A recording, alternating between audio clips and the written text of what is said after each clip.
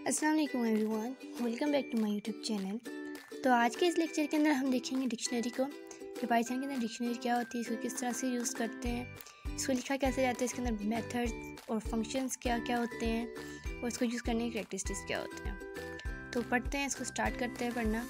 Are dictionary in Python is an unordered. अब क्या होती है, डिक्शनरी अनऑर्डर्ड होती है। अगर आपने सेट्स के बारे में पढ़ रखा है तो सेट्स भी अनऑर्डर्ड होते हैं, तो इस तरह डिक्शनरी भी वही चीज़ है, वो भी अनऑर्डर होती है। म्यूटेबल कलेक्शन ऑफ की वैल्यू पेयर्स। अब म्यूटेबल क्या होती है कि वो आप डाटा को मॉडिफाई कर सकते हैं, डिलीट कर सकते हैं, अपडेट कर सकते हैं, इस तरह डिक्शनरी भी म्यूटेबल होती है।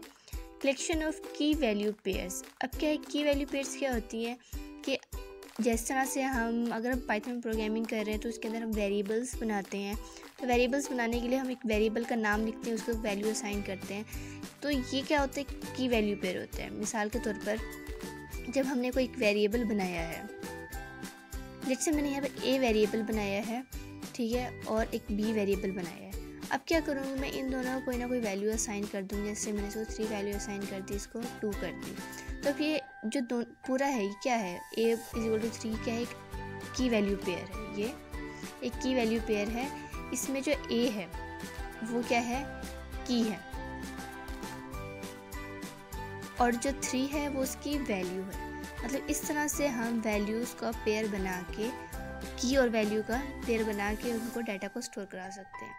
उसके बाद ईच की डिक्शनरी इज़ यूनिक। अच्छा, कीज़ जो होगी वो हमेशा यूनिक होगी, ठीक है, ये लाजमी तौर पे याद रखनी है। हाँ, की के अंदर जो वैल्यूज़ होती हैं वो सेम हो सकती हैं, लेकिन कीज़ हमेशा जो होंगी यूनिक होंगी। And it is use to access corresponding values. अच्छा, कीज़ जो होती हैं वो यूज़ होती हैं एक्सेस करने के लिए, जो उसकी वैल्यूज़ को एक्सेस करने के लिए हम कीज़ को यूज़ करते हैं। या ये आपको समझ आ जाएगा कि मैं क्या बात कर रही हूँ। डिक्शनरी या define using curly braces. Curly braces को यूज़ करके हम डिक्शनरी बनाते हैं विद की value pair separated by colon, और जो की और वैल्यू को हम सेपरेट करते हैं कॉलन के थ्रू। एक यहाँ पर डिक्शनरी बना लेते हैं। तो डिक्शनरी बनाने के लिए मैं एक वेरिएबल बनाऊंगी डी नाम का, और क्या करूँगी, कर्ली ब्रेसेस के अंदर, क्योंकि हम डिक्शनरी बनाते हैं।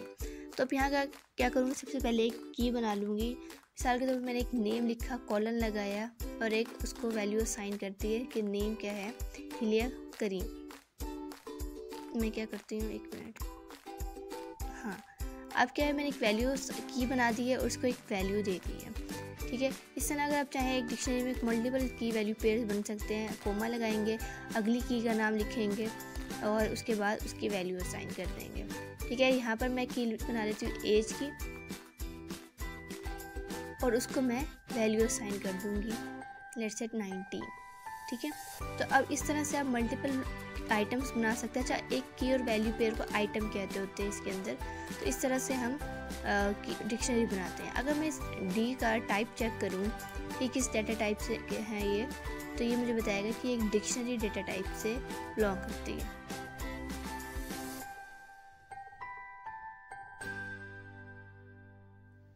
तो इसने यहाँ पर शो कर दे कि ये डिक्शनरी डेटा टाइप है, ठीक है। इसी तरह अगर मैं चाहूँ कि डी को प्रिंट करा के देखना चाहती हूँ कि डिक्शनरी कैसे प्रिंट होके लगती है, तो यहाँ पर मुझे डिक्शनरी मिल गई कि ये नेम है और इसके एज है, मतलब 2 ही इसके अंदर कीज़ हैं और 2 ही इसके अंदर वैल्यूज़ हैं।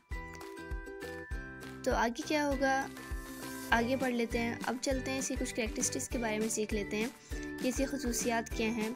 सबसे पहले अनऑर्डर्ड, ये बात हम पहले भी कर चुके हैं कि डिक्शनरी क्या है, अनऑर्डर्ड होती है। यानी dictionary do not maintain any order of elements, ये अपने एलिमेंट्स का ऑर्डर मेंटेन नहीं करती हैं। उसके बाद क्या, म्यूटेबल, ये भी हम पहले बता चुके हैं, बात कर चुके हैं इस बारे में कि dictionary can be modify after created, कि आप डिक्शनरी बनाने के बाद उसको मॉडिफाई भी कर सकते हैं। उसके बाद जो थर्ड पॉइंट है ना, वो इम्पोर्टेंट पॉइंट है, इंडेक्स्ड बाय कीज़। इसका क्या मतलब है, keys value in dictionary are access using their unique keys. मतलब अगर हम इसमें ना इंडेक्सेस का यूज़ नहीं कर सकते, जिस तरह से हमने टपल में लिस्ट में किया था। इसके अंदर अगर हमें कोई वैल्यू एक्सेस करनी है तो हम उसकी कीज़ को यूज़ करके करेंगे एक्सेस, ठीक है। तो इसका जो इंडेक्स होता है हम उसकी कीज़ से ही करते हैं। तो ये पढ़ लें कि access by using unique keys, not be numeric index like list और टपल। जैसे लिस्ट और टपल को हम उसके न्यूमेरिक इंडेक्स से एक्सेस करते थे, इसमें ऐसा नहीं है, इसको हम एक्सेस करेंगे कीज़ के थ्रू। उसके बाद हम बात कर लेते हैं यूनिक कीज़ के बारे में।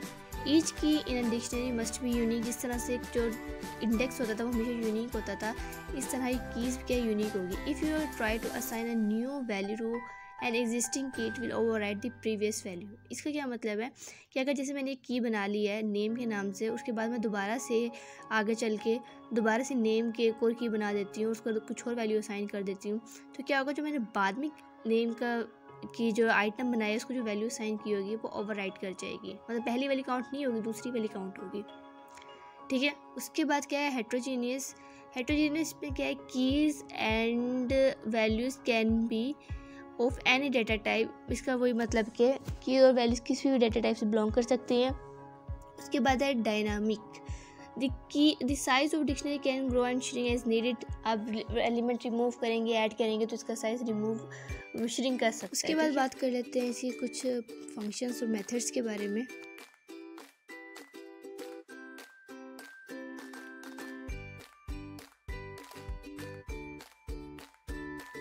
तो यहाँ पे आपको कुछ फंक्शनल मेथड्स लिखे हुए नज़र आ रहे हैं। सबसे पहले है डिक्ट मेथड बाय कीज़। मतलब क्या है कि अगर आप डिक्शनरी की कीज़ को एक्सेस करना चाहते हो तो आप किस तरह कर सकते हो। इसका दो तरीके हैं, गेट फंक्शन को यूज़ करके और एक सिंपल स्क्वायर ब्रैकेट को यूज़ करके आप ये काम कर सकते हैं। अब जैसे यहाँ पर मेरे पास यहाँ पर दो कीज़ हैं, नेम और एज की, तो मैं चाहती हूँ कि मैं जो है उसके कीज़ के थ्रू उसकी वैल्यूज़ को एक्सेस करूँ। तो उसके दो तरीके हैं। जैसे मैंने लिखा प्रिंट डी स्क्वायर ब्रैकेट लगा दूँगी, देखिए मुझे दोनों कीज़ के नेम मिल रहे हैं कि आपने किस की वैल्यू पे एक्सेस करना है। मैंने जैसे नेम के अंदर जो वैल्यू है उसको एक्सेस करना है और उसको मैं रन करूँगी तो क्या होगा, मुझे जो नेम के अंदर वैल्यू स्टोर है, मतलब जो उसकी वैल्यू है वो मुझे प्रिंट होकर मिल जाएगी। उसके अलावा दूसरा तरीका क्या है, मैं इसको गेट फंक्शन के थ्रू भी यही काम कर सकती हूँ। एक फंक्शन होता है गेट। अब मैं लिखूँगी डी डॉट गेट और गेट के ब्रैकेट्स के अंदर क्या करूँगी, कोई भी वो वेरिएबल लिख दूँगी, वो की का नाम लिख दूँगी जिसकी वैल्यू को मैंने एक्सेस करना है। जैसे यहाँ पर मैं नेम को ही यूज़ करती हूँ, नेम वेरिएबल नेम की को यूज़ कर रही हूँ मैं यहाँ पर। और जब मैं इसको रन करूँगी तो फिर से मुझे वही वैल्यू देखने को मिल रही है। तो इसका मतलब ये है कि हम दो तरीक़ों से, अगर मुझे कोई वैल्यू एक्सेस कर रही है यूजिंग कीज़, तो मैं इस तरह से कर सकती हूँ। उसके बाद एक कीज़ फंक्शन यूज़ होता है कि हम मुझे देखना है कि मेरे डिक्शनरी में कितनी कीज़ हैं। सारी कीज़ को एक्सेस करने के लिए मैं कीज़ फंक्शन को यूज़ कर सकती हूँ। इसी तरह वैल्यूज़ और आइटम का फंक्शन यूज़ होते हैं सारी डिक्शनरी की वैल्यूज़ को और आइटम्स को जो है शो करने के लिए। तीनों को बारी बारी देख ले किस तरह से करना है इनको। जैसे मैं क्या करती हूँ, यहाँ पर प्रिंट करती हूँ और मुझे सारी क्या करनी, कीज़ देखनी है सारी। तो मैं क्या करूँगी, लिखूँगी डी डिक्शनरी डॉट कीज़। अब ये फंक्शन क्या करेगा, मुझे इस डिक्शनरी के अंदर जितनी भी कीज़ हैं मुझे वो रिटर्न कर देगा, प्रिंट करके दिखा देगा। तो यहाँ पर क्या है, डिक्ट कीज़ मुझे मिल रही है नेम और एज, सिर्फ कीज़ के नाम मुझे देखने को मिल रहे हैं इधर। इसके अलावा मैं वैल्यूज़ के फंक्शन को यूज़ कर सकती हूँ सिर्फ वैल्यूज़ देखने के लिए। और आइटम्स के फंक्शन को मैं यूज़ करती हूँ कि पूरे आइटम्स को, जितने भी डिक्शनरी के अंदर आइटम्स मौजूद हैं उन सबको देखने के लिए आइटम के फंक्शन को यूज़ कर सकते हैं। तो क्या है, फ़िलहाल वैल्यूज़ को देख लेते हैं। इसने मुझे वैल्यूज़ दे दी हैं, वैल्यूज़ को लिखने का तरीका ऐसे है और सेम तरीका है भी आइटम्स को लिखने का भी ऐसे ही है। डी डॉट आइटम्स लिखेंगे तो क्या होगा, आइटम्स मिल जाएंगे इसके सारे डिक्शनरी के मौजूद। तो अब इसको रन करते हैं तो ये देखिए टप्पल की सूरत में मुझे आइटम्स मिल रहे हैं, मतलब की और वैल्यू पेयर के साथ मुझे मिल रहे हैं। तो फिर क्या कहते हैं, आइटम्स।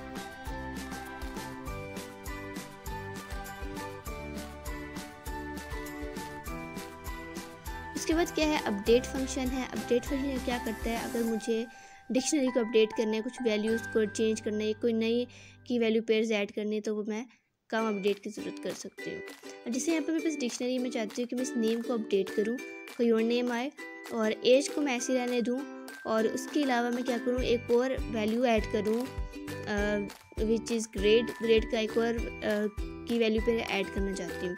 तो उसको मैं किस तरह से कर सकती हूँ, मतलब मैंने क्या करना है, कुछ अपडेट भी करना है, कुछ न्यू ऐड भी करना है। तो ये दोनों काम मैं अपडेट के ही फंक्शन को यूज़ करते हुए करूँगी। अच्छा, मैं यहाँ पर एक वेरिएबल बना लेती हूँ D1 के नाम से और यहाँ पर लिखूँगी D डॉट अपडेट। ठीक है, मुझे अपडेट करना है डी डिक्शनरी को। ओके, और जो मैंने अपडेट करनी जो वैल्यू यहाँ पर मैं लिख दूँगी कर्ली ब्रेसिस के अंदर।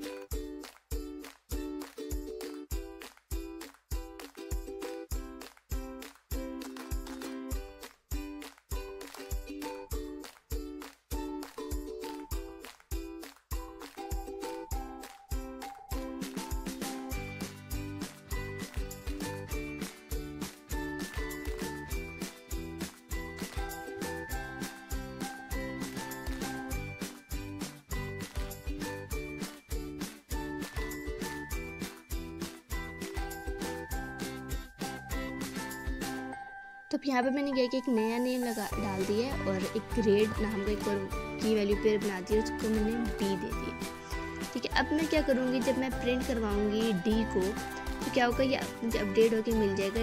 डी को मैंने प्रिंट करवाना है, तो ये क्या है, मुझे अब नेम बुशरा दे रहा है क्योंकि पहले मैंने ये लिखा था, अपडेट करके बुशरा लिख दिया। एज वही है जिसको मैंने चेंज नहीं किया, और ग्रेड एक और नया वेरिएबल इसके अंदर ऐड हो चुका है। तो इस तरह से अपडेट करने के लिए आप वेरिएबल साथ ऐड भी कर सकते हैं की वैल्यू पेयर को। उसके बाद आता है पॉप फंक्शन। पॉप फंक्शन क्यों यूज़ होता है कि किसी भी एलिमेंट्स को अगर मैंने रिमूव करना है, मैं उसका की बताऊंगी और वो उस वैल्यू को रिमूव कर देगा। तो पॉप फंक्शन को यूज़ कर लेते हैं एक दफ़ा।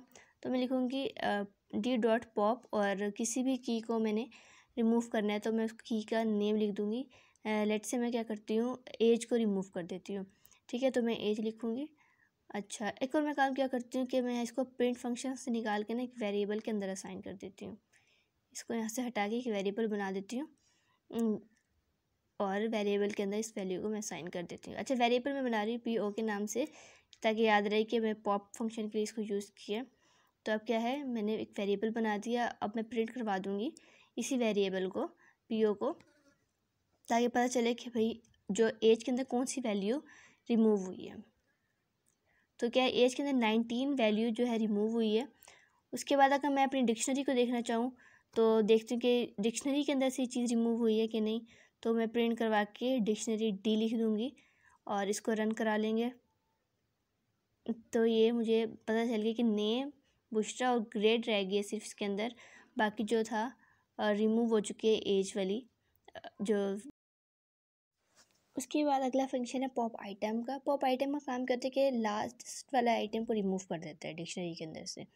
तो अब इस डिक्शनरी के अंदर लास्ट आइटम हमारा ग्रेड का आइटम था, ठीक है, क्योंकि लास्ट में हमने इसको ऐड किया था। अगर मैं पॉप आइटम करती हूँ ना, तो ये मुझे क्या करेगा, ग्रेड वाला जो आइटम है इसको रिमूव कर देगा। तो इसको एक दफ़ा कर लेते हैं। इसको क्या करते हैं, पहले मैं यहाँ पर जो डी डॉट पॉप लिखा है यहीं पर इसको क्या कर दूँगी, पॉप आइटम लिख लूँगी और इसको हटा दूँगी। अब पॉप आइटम ने क्या करना होता है, लास्ट वाला वेरिएबल को रिमूव कर देना होता है।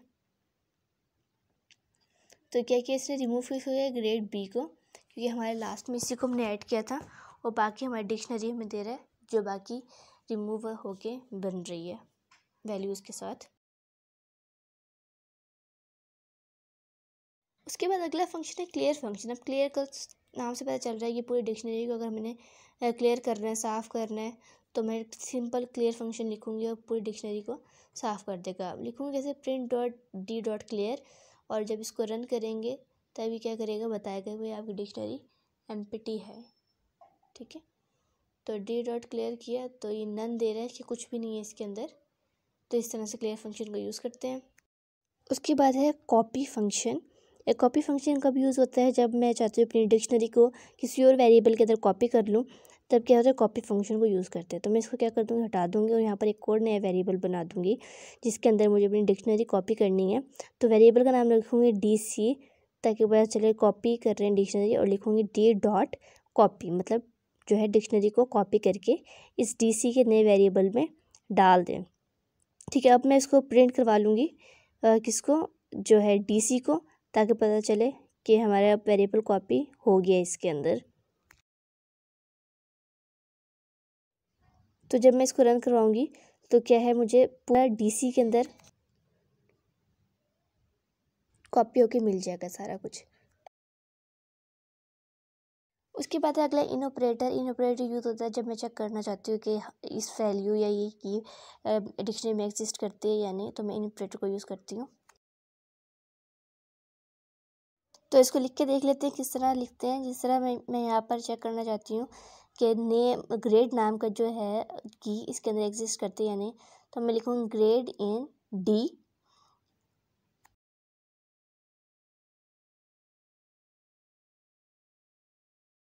उसके बाद क्या करूँगी, मैं इसको एक प्रिंट फंक्शन के अंदर डाल लूँगी ताकि ये प्रिंट होके मिल जाए।